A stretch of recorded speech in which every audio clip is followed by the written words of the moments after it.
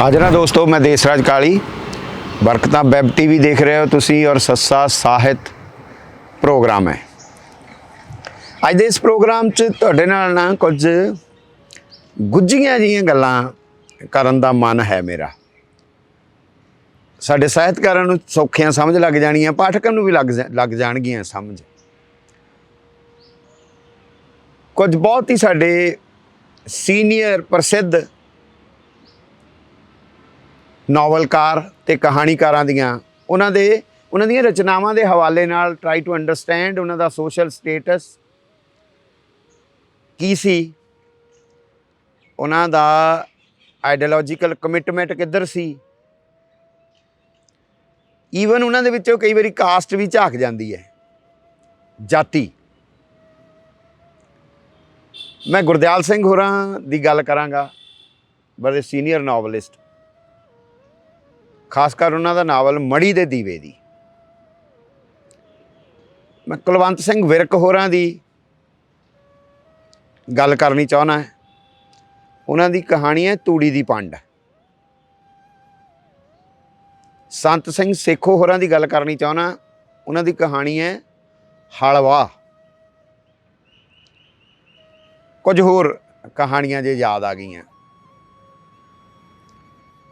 ਸਭ ਤੋਂ ਪਹਿਲਾਂ ਮੈਂ ਕੁਲਵੰਤ ਸਿੰਘ ਵਿਰਕ ਦੀ ਗੱਲ ਕਰਦਾ। ਵਿਰਕ ਦੀ ਕਹਾਣੀ ਬੜੀ ਸਸ਼ਕਤ ਔਰ ਟੈਕਨੀਕਲੀ ਉਹਨੂੰ ਨਿੱਕੀ ਹੁਨਰੀ ਕਹਾਣੀ, ਛੋਟੀ ਕਹਾਣੀ ਲਿਖਦੇ ਸੀ ਵਿਰਕ ਹੋਣੀ। ਇੱਕ ਟੈਕਨੀਕ ਹੈ, ਪਿਛਲ ਲਿਸ਼ਕੋਰ ਦੀ ਟੈਕਨੀਕ 'ਚ ਲਿਖਦੇ ਸੀਗੇ।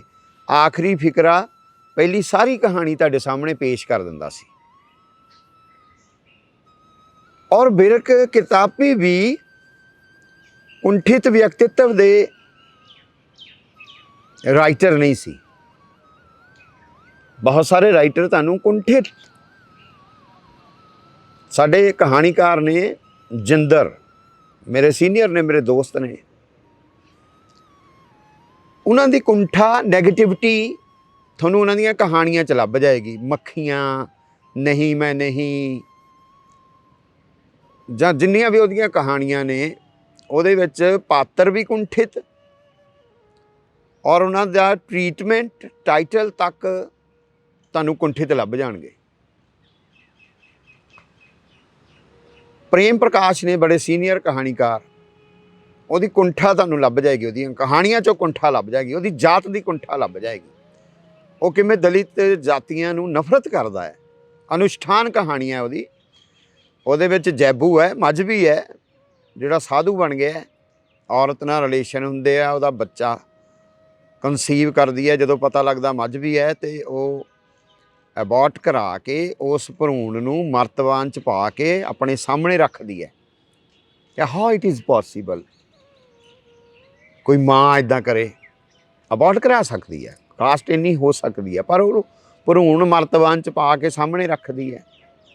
ਨਹੀਂ, ਪ੍ਰੇਮ ਪ੍ਰਕਾਸ਼ ਇੰਨੀ ਹੀ ਕੁੰਠਾ ਦਿਖਾਉਣੀ ਚਾਹੁੰਦਾ ਹੈ, ਦੱਸ ਜਾਂਦਾ ਹੈ। ਵਿਰਕ ਹੋਰਾਂ 'ਚ ਕੁੰਠਾ ਭੋਰਾ ਨਹੀਂ ਹੈ। ਤੂੜੀ ਦੀ ਪੰਡ ਹੈ, ਭਾਰਤ ਆਜ਼ਾਦ ਹੋਇਆ ਹੈ, ਸ਼ੇਰਨੀਆਂ ਵਰਗੀਆਂ ਕਹਾਣੀਆਂ ਲਿਖੀ ਵਿਰਕ ਨੇ। ਕੁੜੀਆਂ ਸਾਈਕਲ ਸਿੱਖਦੀਆਂ, ਉਹਨਾਂ ਨੂੰ ਸ਼ੇਰਨੀਆਂ ਕਹਿੰਦੇ। ਤੇ ਜਾਤੀ ਟੁੱਟ ਰਹੀ ਹੈ ਹੌਲੀ ਹੌਲੀ। ਚੱਠਿਆਂ ਦਾ ਮੁੰਡਾ ਬੇਰੁਜ਼ਗਾਰ ਹੋ ਕੇ ਕਿਸੇ ਦਲਿਤ ਦੇ ਨਾਲ ਟਾਂਗਾ ਪਾਉਂਦਾ ਹੈ, ਪਰ ਉਹ ਜਿਹੜਾ ਸੀਨੀਅਰ ਚੱਠਾ ਹੈ ਉਹਨੂੰ ਉਹ ਤਕਲੀਫਦਾਇਕ ਲੱਗਦਾ ਹੈ। ਵਿਰਕ ਕਹਾਣੀ ਨੂੰ ਐਸਾ ਮੋੜ ਦਿੰਦੇ ਨੇ, ਐਸੀ ਜਗ੍ਹਾ ਲੈ ਜਾਂਦੇ ਨੇ ਕਿ ਉਹਨੂੰ ਫਿਰ ਐਂ ਲੱਗਦਾ, ਉਸ ਬਜ਼ੁਰਗ ਨੂੰ, ਵੀ ਇਹ ਤਾਂ ਤੂੜੀ ਦੀ ਪੰਡ ਹੈ ਜਿਹੜੀ ਨਹਿਰ 'ਚ ਲੰਘਦੇ ਜਾਂਦੇ ਦੀ ਖੁੱਲ੍ਹ ਗਈ ਹੈ ਔਰ ਉਹ ਫੜਨ ਦੀ ਕੋਸ਼ਿਸ਼ ਕਰ ਰਿਹਾ ਤੂੜੀ ਨੂੰ ਅਤੇ ਉਹ ਰੁੜ ਗਈ ਹੈ, ਇਹ ਫੜੀ ਨਹੀਂ ਜਾਣੀ। ਬਹੁਤ ਸਹਿਜਤਾ ਦੇ ਨਾਲ, ਬਹੁਤ ਸਹਿਜਤਾ ਦੇ ਨਾਲ, ਮੁਕਾਬਲਤਨ ਮੈਂ ਗੁਰਦਿਆਲ ਸਿੰਘ ਹੋਰਾਂ ਨੂੰ ਦੇਖ ਰਿਹਾ। ਤਾਂ ਗੁਰਦਿਆਲ ਸਿੰਘ ਹੋਰੀ ਮੜੀ ਦਾ ਦੀਵਾ ਨਾਵਲ ਹੈ ਉਹਨਾਂ ਦਾ, ਬੜਾ ਮਸ਼ਹੂਰ 60ਵੇਂ 70ਵੇਂ ਦਾ ਨਾਵਲ ਹੈ। ਉਹ ਨਾਵਲ ਹੈ ਜਦੋਂ ਪੂੰਜੀਵਾਦ ਖੇਤੀ ਸੈਕਟਰ 'ਚ, ਸਾਡੇ ਪੇਂਡੂ ਸੈਕਟਰ 'ਚ ਪੈਰ ਪਸਾਰ ਰਿਹਾ ਹੈ। ਜਗੀਰੂ ਧੌਂਸ ਵੀ ਖਤਮ ਹੋ ਰਹੀ ਹੈ, ਜਗੀਰੂ ਢਾਂਚਾ ਵੀ ਖਤਮ ਹੋ ਰਿਹਾ ਹੈ, ਸੀਰਪੂਣਾ ਖਤਮ ਹੋ ਰਿਹਾ ਹੈ। ਜਦੋਂ ਉਜਰਤੀ ਕਾਮੇ 'ਚ ਕਨਵਰਟ ਹੋ ਰਿਹਾ ਸੀਰੀ, ਜਿਹੜਾ ਕਿ ਇੱਕ ਸੈਲੀਬ੍ਰੇਟ ਕੀਤਾ ਜਾਣਾ ਚਾਹੀਦਾ ਹੈ। ਇੱਕ ਲੇਬਰਰ ਦੀ ਗੁਲਾਮੀ ਟੁੱਟ ਰਹੀ ਹੈ ਔਰ ਉਹਦੀ 24 ਘੰਟੇ ਦਾ ਕੰਮ ਹੋਣ ਦੀ ਬਜਾਏ 8 ਘੰਟੇ ਦਾ ਕੰਮ ਜਿਹੜਾ ਉਹਨੂੰ ਕੌਨਸਟੀਟਿਊਸ਼ਨ ਰਾਈਟ ਦਿੰਦਾ ਹੈ, ਉਹ ਰਾਈਟ ਉਹਨੂੰ ਮਿਲ ਰਿਹਾ ਹੈ। ਤਾਂ ਗੁਰਦਿਆਲ ਸਿੰਘ ਦੇ ਤਰਾਂਟਾਂ ਪੈਂਦੀਆਂ ਨੇ ਕਿ ਇਹ ਤਾਂ ਜੱਗ ਤੋਂ ਸੀਰ ਟੁੱਟ ਗਿਆ। ਉਹਦਾ ਨਾਂ ਹੀ ਜੱਗ ਸੀਰ ਰੱਖਿਆ ਹੋਇਆ। ਯਾਨੀ ਸੀਰੀ ਜਿਹੜਾ ਨੈਗੇਟਿਵ ਹੈ, ਜਿਹੜਾ ਗੁਲਾਮ ਹੈ, ਉਹਨੂੰ ਇੰਨੇ ਪੋਜ਼ਿਟਿਵਲੀ ਦੇਖਣਾ ਔਰ ਉਹਦੇ ਸੀਰੀ ਟੁੱਟਣ 'ਤੇ ਇੰਨਾ ਜ਼ਿਆਦਾ ਤੜਫੜਾਹਟ ਪੈਦਾ ਹੋਣੀ। ਇਹ ਸਾਡੀ ਮੰਝਲੀ ਜਾਤੀਆਂ ਦੇ ਵਿੱਚ ਜਿਹੜੀਆਂ ਨਾ ਉੱਪਰ ਜੋਗੀਆਂ ਸੀ ਨਾ ਥੱਲੜੀਆਂ ਜੋਗੀਆਂ ਸੀ। ਮੈਂ ਕਿਹਾ ਤੁਹਾਨੂੰ ਕਈ ਲੇਅਰਸ ਲੇਖਕ ਦੀਆਂ ਲੱਭਦੀਆਂ ਨੇ ਜਦੋਂ ਤੁਸੀਂ ਕਿਸੇ ਰਚਨਾ ਨੂੰ ਅੱਛੀ ਤਰ੍ਹਾਂ ਪੜ੍ਹਦੇ ਹੋ। ਤਰਾਂਟਾਂ ਪੈਂਦੀਆਂ ਨੇ ਗੁਰਦਿਆਲ ਸਿੰਘ ਦੇ ਔਰ ਉਹ ਬੜੀ ਵੱਡੀ ਕਮਜ਼ੋਰੀ ਹੈ ਉਸ ਨਾਵਲ ਦੀ। ਅੱਜ ਤੱਕ ਵਡਿਆਇਆ ਜਾਂਦਾ ਉਹਦਾ ਨਾਮ। ਉਹ ਅੱਧ ਚਾਨਣੀ ਰਾਤ 'ਚ ਵੀ ਉਹ ਤਰਾਂਟਾਂ, ਮੁੜ ਕੇ ਉਹ ਕਹਿੰਦੇ ਕਿ ਹੁਣ ਸੀਰਪੂਣਾ ਟੁੱਟ ਗਿਆ ਅਤੇ 4 ਚੀਰਨੀਆਂ ਸਾਗ ਦੀਆਂ ਵੀ ਨਹੀਂ ਤੁਸੀਂ ਜੱਟ ਦੇ ਖੇਤ 'ਚੋਂ ਤੋੜ ਸਕਦੇ। ਯਾਨੀ ਯਾਰ 4 ਚੀਰਨੀਆਂ ਦੇ ਬਦਲੇ ਉਹ ਗੁਲਾਮ ਪੀੜ੍ਹੀ ਦਰ ਪੀੜ੍ਹੀ ਗੁਲਾਮ ਰਵੇ ਆਪਣਾ। ਉਹਦੀ ਕੁੰਠਾ ਤੁਸੀਂ ਦੇਖ ਸਕਦੇ ਹੋ, ਇੱਕ ਅਲੱਗ ਕਿਸਮ ਦੀ ਕੁੰਠਾ ਗੁਰਦਿਆਲ ਸਿੰਘ ਹੋਰਾਂ ਦੀ। ਸੰਤ ਸਿੰਘ ਸੇਖੋਂ ਹੋਰਾਂ ਦੀ ਕਹਾਣੀ ਹੈ ਹਲਵਾ। ਛੋਟੀ ਕਿਸਾਨੀ ਹੈ। ਉਹ ਮੁੰਡਾ ਮਾਮੇ ਕੋਲ ਰਹਿੰਦਾ ਹੈ, ਮਾਮਾ ਤਸ਼ੱਦਦ ਕਰਦਾ ਹੈ, ਉਹ ਤੋਂ ਕੰਮ ਬਹੁਤ ਲੈਂਦਾ ਹੈ, ਸਵੇਰੇ ਜਗਾ ਕੇ ਹਲ ਜੋਤਣ ਲਾ ਦਿੰਦਾ ਹੈ। ਉਹ ਬਹੁਤ ਜ਼ਿਆਦਾ ਤਸ਼ੱਦਦ ਦਿਖਾਉਂਦੇ ਨੇ ਸੇਖੋਂ ਸਾਹਿਬ। ਔਰ ਫਿਰ ਕੀ ਇੱਥੇ ਤੱਕ ਪੀਕ ਲੈ ਜਾਂਦੇ ਨੇ ਕਿ ਉਹ ਕੁੜੀ ਨਾਲ ਇਸ਼ਕ ਹੋ ਜਾਂਦਾ। ਉਹ ਕੁੜੀ ਕਹਿੰਦੀ ਮੈਂ ਤੜਕੇ ਆਊਂਗੀ ਅਤੇ ਆਪਾਂ ਭੱਜ ਚੱਲਣਾ। ਤੜਕਾ ਹੁੰਦਾ ਹੈ, ਕੁੜੀ ਆਉਂਦੀ ਹੈ, ਉਹਦੀ ਛੱਤ 'ਤੇ ਆਉਂਦੀ ਹੈ, ਉਹਨੂੰ ਪੈਰੋਂ ਫੜ ਕੇ ਹਲੂਣਦੀ ਹੈ ਅਤੇ ਉਸ ਪਾਤਰ ਨੂੰ, ਨੰਜੂ ਹੈ ਸ਼ਾਇਦ ਉਸ ਪਾਤਰ ਦਾ ਨਾਂ, ਉਸ ਪਾਤਰ ਨੂੰ ਲੱਗਦਾ ਹੈ ਕਿ ਮਾਮਾ ਜਗਾ ਰਿਹਾ ਹੈ ਅਤੇ ਹਲਾਂ ਨੂੰ ਜਾਣਾ ਹੈ ਅਤੇ ਉਹ ਘੇਸਲ ਮਾਰ ਕੇ ਪਿਆ ਰਹਿੰਦਾ। ਉਹ ਜਾਗਦਾ ਨਹੀਂ, ਕੁੜੀ ਵਾਪਸ ਚਲੇ ਜਾਂਦੀ ਹੈ। ਹੁਣ ਮੈਂ ਇਹ ਸੋਚ ਰਿਹਾ ਸੀ, ਜਾਂ ਕਈ ਰਾਈਟਰ ਵੀ ਇਹ ਮੇਰੇ ਨਾਲ ਗੱਲ ਕਰਦਿਆਂ ਕਹਿ ਰਿਹਾ ਸੀ, ਕਹਿੰਦਾ ਜੇ ਮੈਂ ਹੁੰਦਾ ਸੇਖੋਂ ਦੀ ਜਗ੍ਹਾ ਅਤੇ ਮੈਂ ਮਾਮੇ ਨੂੰ ਭੇਜਣਾ ਸੀ ਵੀ ਮਾਮਾ ਜਗਾ ਰਿਹਾ ਅਤੇ ਉਹਨੂੰ ਲੱਗ ਰਿਹਾ ਕੁੜੀ ਆ ਗਈ ਅਤੇ ਉਹ ਕਹਿੰਦਾ ਚੱਲ ਚਲੀਏ, ਦੌੜ ਚਲੀਏ। ਪਰ ਕਿਉਂਕਿ ਸੰਤ ਸਿੰਘ ਸੇਖੋਂ ਹੋਰੀ ਪ੍ਰਗਤੀਸ਼ੀਲਤਾ ਦੇ ਸ਼ਿਕਾਰ ਨੇ, ਉਹਨੇ ਇੱਕ ਸੁਸਾਇਟੀ ਦੇ ਜ਼ੁਲਮ ਨੂੰ ਘੜਨਾ ਹੈ ਅਤੇ ਦਿਖਾਉਣਾ ਹੈ। ਇੱਕ ਨੈਚੁਰਲ ਵਹਾਅ ਨਾਲ, ਜਿਵੇਂ ਮੈਂ ਹੁਣੇ ਵਿਰਕ ਹੋਰਾਂ ਦੀ ਕਹਾਣੀ ਦੀ ਗੱਲ ਕਰ ਰਿਹਾ, ਨੈਚੁਰਲ ਵਹਾਅ ਨਾਲ ਕਹਾਣੀ ਨਹੀਂ ਚੱਲਣੀ ਹੈਗੀ।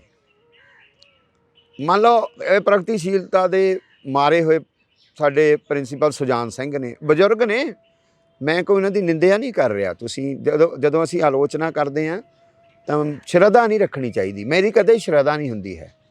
ਮੈਂ ਨਵੇਂ ਕਹਾਣੀਕਾਰ ਨੂੰ ਉਹਨਾਂ ਇੰਜੋਏ ਕਰ ਸਕਦਾ ਹਾਂ। ਉਹ ਕੁਲਫੀ ਕਹਾਣੀ ਲਿਖਦੇ ਨੇ, ਬੜੀ ਪ੍ਰਸਿੱਧ ਕਹਾਣੀ ਹੈ।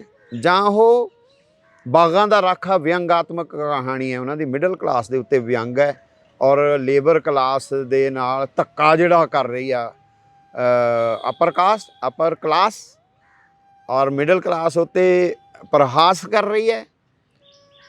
ਔਰ ਜਿਹੜਾ ਲੇਬਰਰ ਹੈ, ਜਿਹੜਾ ਮਜ਼ਦੂਰ ਹੈ, ਉਹ ਬੁਖਾਰ ਨਾਲ ਤਪ ਰਿਹਾ, ਗਰੀਬੀ ਨਾਲ।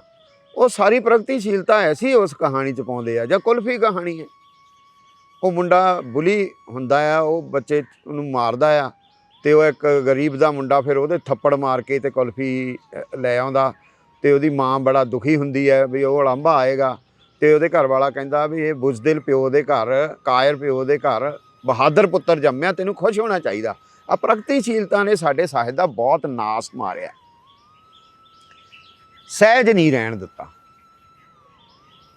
ਬਿਲਕੁਲ ਸਹਿਜ ਨਹੀਂ ਰਹਿਣ ਦਿੱਤਾ। ਪਰ ਫਿਰ ਜਦੋਂ ਮੈਂ ਸਹਿਜ ਵਾਲੇ ਗੱਲਾਂ ਯਾਦ ਕਰਦਾ ਨਾ ਕੁਛ ਕਹਾਣੀਕਾਰਾਂ ਨੂੰ, ਤਾਂ ਮੈਨੂੰ ਤਰਸੇਮ ਨੀਲਗਿਰੀ,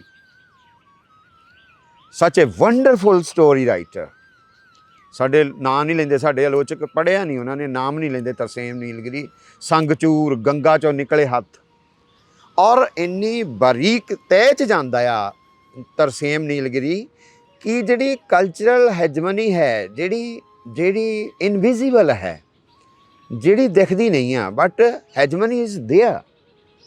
ਸੋ ਹੈਜਮੋਨਿਕ ਕਲਚਰ ਜਿਹੜਾ ਹੈ, ਇੱਕ ਫਿਊਡਲ ਜਿਹੜਾ ਸੈਂਸਿਬਿਲਿਟੀ ਦਾ ਕਲਚਰ ਹੈ, ਉਹ ਕਿਵੇਂ ਸਾਡੇ ਰਿਸ਼ਤਿਆਂ ਨੂੰ ਅਪਰਿਵਾਰਿਕ ਜਾਂ ਨਾਜਾਇਜ਼ ਸੰਬੰਧ ਜਾਂ ਇਹੋ ਜਿਹੇ ਲਫ਼ਜ਼ਾਂ ਦੇ ਨਾਲ ਜ਼ਖਮੀ ਕਰਦਾ ਹੈ।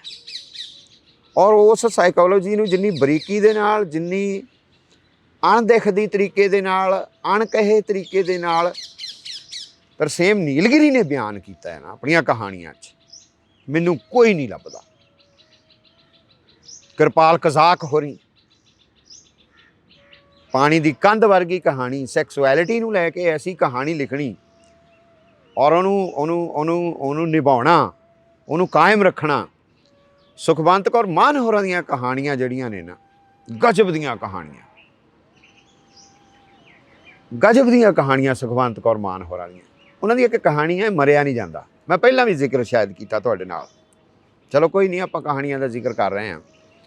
ਮਰਿਆ ਨਹੀਂ ਜਾਂਦਾ, ਕੋਈ ਮਰ ਗਿਆ, ਡੈਥ ਹੋ ਗਈ ਹੈ, ਮਕਾਨ ਆ ਗਈ ਹੈ, ਬੀਬੀਆਂ ਵੀ ਨਾਲ ਨੇ, ਬੰਦੇ ਵੀ ਨਾਲ ਨੇ, ਆਉਂਦੇ ਆ ਤਾਂ ਮੌਤਾਂ ਦੀਆਂ ਗੱਲਾਂ ਚੱਲ ਰਹੀਆਂ, ਡੈਥਸ ਦੀਆਂ ਗੱਲਾਂ ਚੱਲ ਰਹੀਆਂ। ਹੌਲੀ ਹੌਲੀ ਬੱਚਾ ਰੋਂਦਾ ਹੈ, ਉਹਨੂੰ ਦੁੱਧ ਪਿਆਇਆ ਜਾਂਦਾ ਹੈ, ਕਾਮਾ ਆ ਜਾਂਦਾ ਹੈ, ਬਿਹਾਰੀ ਕਾਮਾ ਹੈ, ਉਹ ਪੱਠੇ ਲੈ ਆਉਂਦਾ, ਪਸ਼ੂ ਰੰਭਦੇ ਨੇ, ਪੱਠੇ ਕੁਤਰ ਹੋ ਰਹੇ ਨੇ, ਗੱਲਾਂ ਹੋਰ ਪਾਸੇ ਚੱਲ ਰਹੀਆਂ। ਤਾਂ ਜਿਹੜਾ ਹੈ ਫੇਰ ਕੀ ਹੁੰਦਾ ਆ ਕਿ ਜਾਣਾ ਹੈ ਵਾਪਸ, ਤੇ ਬੱਦਲਵਾਈ ਹੋ ਜਾਂਦੀ ਆ, ਬੱਦਲਵਾਈ ਹੋ ਜਾਂਦੀ ਹੈ, ਵਾਪਸ ਜਾਣਾ ਹੈ। ਔਰ ਉਹ ਜਾ ਰਹੀਆਂ ਨੇ, ਤੇ ਇੱਕ ਬੀਬੀ ਜਿਹੜੀ ਆ ਉਹ ਕਹਿ ਰਹੀ ਹੈ, ਨਹੀਂ ਫਟਾਫਟ ਚਲੋ, ਮੇਰਾ ਸਹੁਰਾ ਬਿਮਾਰ ਹੈ, ਉਹਦੀ ਮੰਜੀ ਬਾਹਰ ਹੈ, ਉਹ ਭੇਜ ਨਾ ਜਾਵੇ, ਉਹਨੂੰ ਮੈਂ ਅੰਦਰ ਕਰਨਾ ਹੈ। ਤੇ ਦੂਜੀ ਕਹਿ ਰਹੀ ਹੈ ਵੀ ਉਹਨੂੰ ਅੰਦਰ ਤੂੰ ਘੜੀਸ ਕੇ ਕਰਦੀ ਹੈ ਕਿ ਚੱਕ ਕੇ, ਗੋਦੀ ਚੱਕ ਕੇ। ਸਾਰੀਆਂ ਖਿੜਖੜਾ ਕੇ ਹੱਸ ਪੈਂਦੀਆਂ ਨੇ, ਜ਼ਿੰਦਗੀ ਧੜਕਣ ਲੱਗ ਜਾਂਦੀ ਹੈ। ਮਰਿਆ ਨਹੀਂ ਜਾਂਦਾ, ਮਰਨ ਵਾਲੇ ਨਾਲ ਮਰਿਆ ਨਹੀਂ ਜਾਂਦਾ।